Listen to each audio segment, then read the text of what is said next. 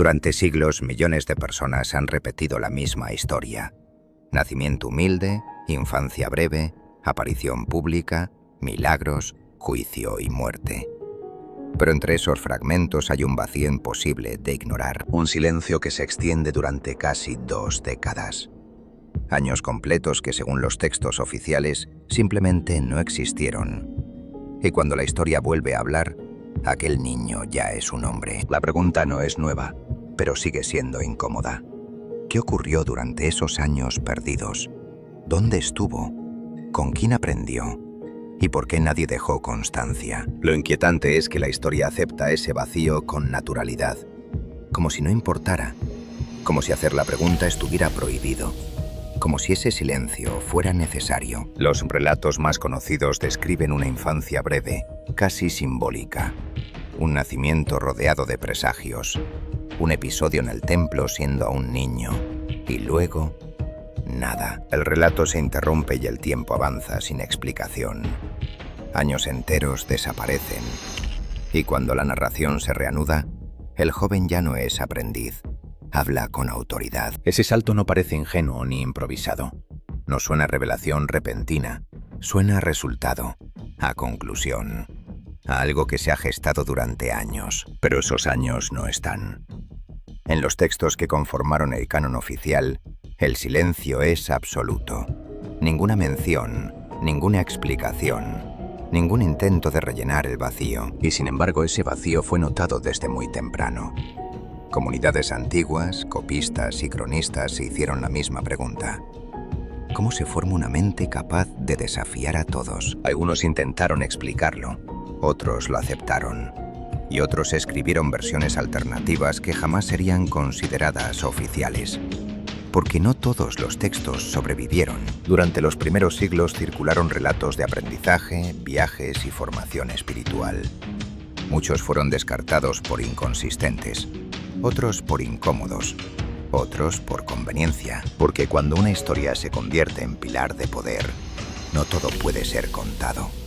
La construcción del relato oficial también fue una selección, una edición, una depuración. Decidir qué se conserva implica decidir qué se elimina. Y en ese proceso, el silencio sobre los años formativos se mantuvo intacto. A veces el misterio construye fe. Suscribirte es totalmente gratis y solo requiere un clic. En la próxima parte abriremos esos archivos olvidados y veremos por qué no todos los caminos podían ser contados. El silencio sigue ahí. La pregunta es si hoy estamos listos para escucharlo. En la parte anterior vimos el hecho central. Entre la niñez y la vida pública hay un vacío de casi 2 décadas. El canon lo pasa por alto, y ese silencio se volvió normal. Pero en los márgenes, ese vacío nunca fue aceptado del todo. Durante los primeros siglos circularon relatos que intentaban explicar lo que los textos oficiales no decían. Algunos de esos escritos se enfocan en la infancia y adolescencia. Episodios añadidos, maestros, señales tempranas. No son parte de la Biblia, pero existieron, se copiaron y se leyeron. Uno de los más citados es el protoevangelio de Santiago, centrado en el origen familiar y el nacimiento. Otro, el evangelio de la infancia de Tomás, imagina prodigios en años tempranos. Otros textos no narran una biografía, recopilan dichos y enseñanzas. El evangelio de Tomás, por ejemplo, presenta sentencias atribuidas al maestro sin contar casi nada de su vida. Y también aparecen tradiciones de viajes. Egipto, el desierto, tierras lejanas del oriente. Importa una precisión. Son relatos tardíos y disputados, no pruebas de itinerarios reales. Entonces, ¿por qué estos textos quedaron fuera? Porque el cristianismo primitivo no era un bloque único. Era un mosaico de comunidades, y cada una protegía su versión del mensaje. Con el tiempo se impusieron criterios: antigüedad, vínculo apostólico, uso en la liturgia y coherencia doctrinal. Lo que no cumplía esos filtros quedaba en la periferia. Muchos apócrifos eran anónimos o demasiado tardíos. Otros contenían elementos fantásticos o defendían ideas que chocaban con la teología que se estaba consolidando. Pero excluir no es lo mismo que borrar. Aunque se los llamara no canónicos, esos textos siguieron circulando, en copias privadas, en traducciones, en citas de autores antiguos. Siglos después, Algunos reaparecieron de forma inesperada. Papiros en el desierto, bibliotecas enterradas, códices ocultos. No devuelven certeza, pero muestran cuántas voces fueron silenciadas. En la próxima parte abriremos esos fragmentos y los leeremos con lupa. ¿Qué dicen, qué intentan llenar y por qué resultaban peligrosos? Si quieres seguir la investigación completa, suscríbete. El archivo está cerrado, pero no para siempre. Abramos el archivo. Primero una aclaración. Apócrifo no significa necesariamente falso. Significa, sobre todo, fuera de canon. Textos que existieron, pero no quedaron dentro de la selección final. Uno de los más antiguos y citados es el Protoevangelio de Santiago. No cuenta los años perdidos, pero revela una necesidad: completar la historia. Describe la infancia de María, su vida en el templo y un nacimiento rodeado de señales. Ese patrón se repite. Donde el canon guarda silencio, otros autores escriben.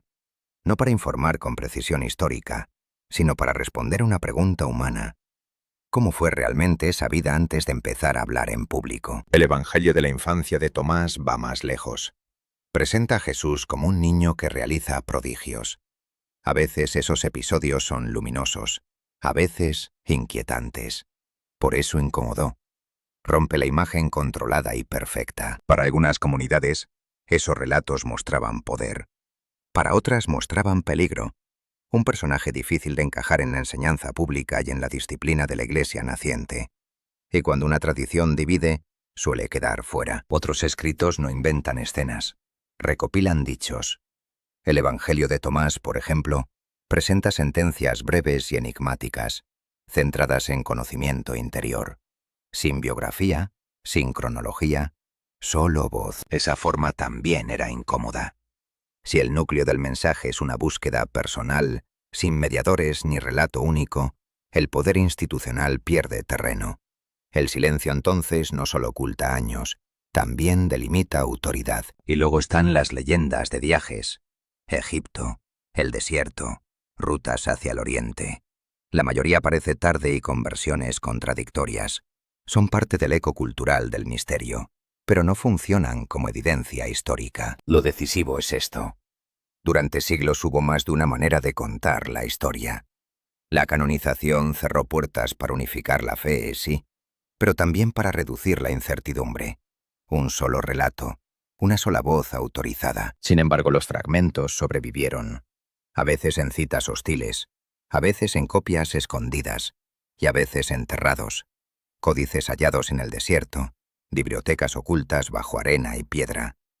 En la próxima parte leeremos fragmentos concretos y veremos qué intentaban reemplazar. El archivo se abrió.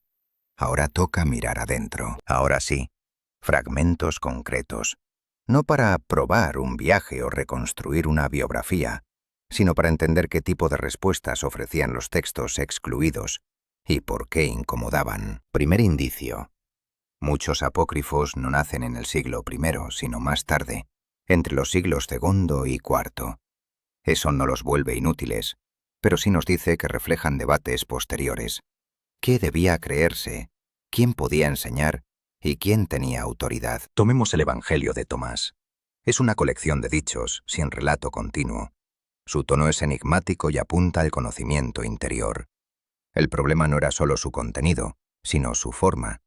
Un mensaje sin biografía y sin jerarquía clara. Esa estructura permite algo peligroso para una institución. Que cada lector se sienta autorizado a interpretar sin un marco narrativo único que limite el sentido. En otras palabras, más caminos, menos control. Luego están los relatos de infancia. El Evangelio de la infancia de Tomás muestra un niño con poder y episodios difíciles de armonizar con la imagen pública del maestro compasivo. Para muchos eso no edificaba, desestabilizaba, y hay textos aún más radicales. Diálogos revelatorios, visiones, enseñanzas secretas. Allí aparece una idea recurrente, que la salvación llega por conocimiento y despertar. Cuando esa idea crece, el silencio deja de ser vacío y se vuelve frontera. ¿Dónde reaparecen estos escritos? En hallazgos como los códices de Nag Hammadi, en Egipto. Una biblioteca enterrada que sobrevivió siglos. No nos da una cronología de los años perdidos, pero confirma que hubo muchas tradiciones compitiendo. Y aquí está la clave. El canon no solo selecciona textos, selecciona una forma de autoridad. Define qué preguntas se permiten y cuáles quedan relegadas al margen. Por eso el silencio sobre los años formativos es tan útil. Evita influencias, evita dudas, evita matices. En la próxima parte entraremos a la pregunta más incómoda. Si el silencio fue una consecuencia o una estrategia. Porque a veces lo que se omite no es un accidente, es un diseño. Suscríbete para seguir. El archivo todavía guarda páginas sin abrir. Parte 5. El silencio como estrategia. No podemos leer intenciones en la mente de quienes editaron y copiaron, pero sí podemos observar incentivos. Y en historia, los incentivos dejan huellas. Un primer incentivo es teológico. Si el mensaje depende de una revelación, mostrar aprendizaje humano puede parecer una grieta. Cuanto menos se ve del proceso, más fácil es presentar el resultado como absoluto. Un segundo incentivo es doctrinal. Los años formativos son el lugar de las influencias. Maestros, lecturas, corrientes, tradiciones. Nombrarlas abre disputas. Silenciarlas mantiene el relato limpio y unificado. Un tercer incentivo es institucional. Una figura sin biografía extensa es más difícil de anclar en un contexto. El vacío permite que cada época lo interprete sin contradicciones documentales que estorben. También hay un incentivo político. Cuando una comunidad crece y se organiza, necesita límites. ¿Qué libros se leen? ¿Qué voces tienen peso? ¿Qué interpretaciones se consideran peligrosas? El silencio reduce el margen de discusión. Por eso los relatos alternativos suelen ser atacados por dos vías. Se los declara tardíos o fantasiosos y se los asocia con herejía. A veces con razón, a veces como etiqueta para cerrar el debate. Lo inquietante es que al cerrar los textos, también se cierra una pregunta humana. ¿Qué forma una persona antes de hablar con autoridad? En ese punto, el silencio deja de ser ausencia. Se convierte en herramienta narrativa. Y sin embargo la historia no se comporta. Fragmentos sobreviven, copias reaparecen, bibliotecas salen a la luz. Cada hallazgo no llena el vacío, pero nos recuerda que el vacío fue elegido por alguien. Aquí cerramos el episodio 1. Hemos visto el hueco, los intentos de llenarlo y los mecanismos que lo protegieron. En el episodio 2 seguiremos la pista de las rutas. ¿Dónde pudo haberse formado esa voz? Suscríbete para continuar. El silencio no terminó. Apenas empieza a hablar.